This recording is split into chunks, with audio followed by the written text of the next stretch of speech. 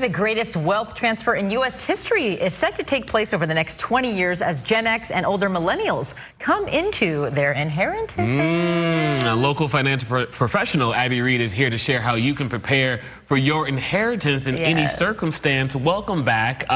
Where's my money? Yeah, we're talking all things inheritance, and I want it. Question. Do I have any coming? Wealth is expected to be passed down. How do you know if you have any coming, and what should you do if you do? Yeah, so that's a great question. So sometimes inheritances are planned, and people know that maybe that's the plan going forward, and sometimes they're surprises. So something that I was looking at recently is over 60% of Gen Zers and millennials are expected to receive some type of inheritance. That's a good ratio. In the next 10, 20, 30 years, so there's $80 trillion that's currently controlled by the baby boomers. Wow. And then if you add in the silent generation on top of that, which is the generation before the baby boomers, they control over 70% of wealth in America. And that's slated to, of course, be passed down. So My goodness. Okay, before we get into what we need to do, should we get it in our hands? I just kind of want to unpack that for a moment because, you know, we were talking off air, a lot of us, we don't know.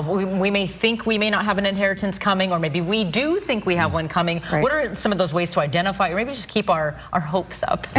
Start like this. Yeah, so we'll talk about some of the pitfalls, because a lot of times we think, you know, if we're getting free money, it's nothing but good things. But there's a lot of issues that also come with that type of thing. So starting those family conversations. So I'm in a family business. I work with my sister. Here are the pitfalls. So let's actually go to that first, and then we'll talk about kind of how to talk about this and see if it's actually happening. So I looked at a study recently, and I've experienced this in my career, where over 1/3 of inheritors, or people that win the lottery, for example, so a windfall in general, spend it or lose it within just a couple of years. Almost half. Because of poor planning, I'm sure. Because of poor planning. So the three biggest traps there are taxes, lifestyle inflation, and then poor decision making. So taxes are a huge one. Usually when people inherit, they're inheriting a combination of property, retirement accounts, investments.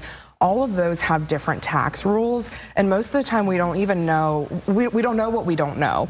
So a lot of times people will just sell everything, try and pay off a big debt. They're trying to do the right thing, but they trigger these tax traps that are completely unnecessary, and that can take a lot of the inheritance and unfortunately give it to Uncle Sam. Oh my goodness. So that's number one you want to look out for. Lifestyle inflation is another one, which is understandable. So you get a big chunk of money. It's probably more than maybe you ever even imagined before.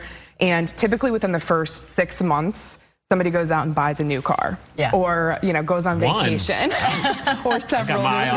Big purchase, whatever that looks like. Right, exactly. And unfortunately, so those are not appreciating assets, which means they're not going to help us build wealth over time.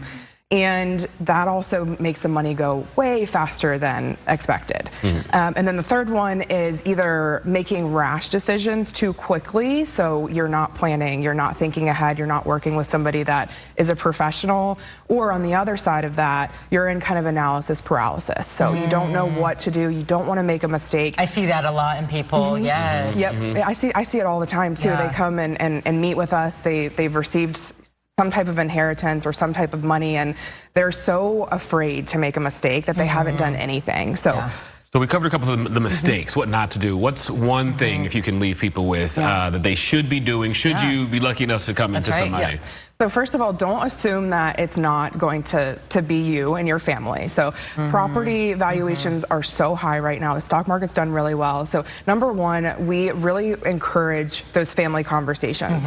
So have open conversations. It's not a comfortable conversation, you know, talking about your loved one passing away, but it's really important to have everybody on the same page, and then also establishing a strong team. So if you have a legacy that you're passing down, or potentially have a legacy that you're passing down, you probably want a financial advisor, a tax person, whether that's a CPA or an EA, as well as an estate planner. So you can do things like Roth conversions, trusts. You can take care of that ahead of time, and then preparing that next generation. So try and help them set up a financial foundation so they're not too reliant on the inheritance, and they have their own financial foundation set up. I love that. So many good tips, and I mean, kudos to the people that did seek you guys out, even if they did have analysis paralysis. They were doing the right things by seeking out professionals. Thank you so much. And you have my number. number, so here. if I got something coming, please call me. Thanks so much for being here. To follow Abby and for more information, please visit HLLiveshow.com. Thank you so much for being here.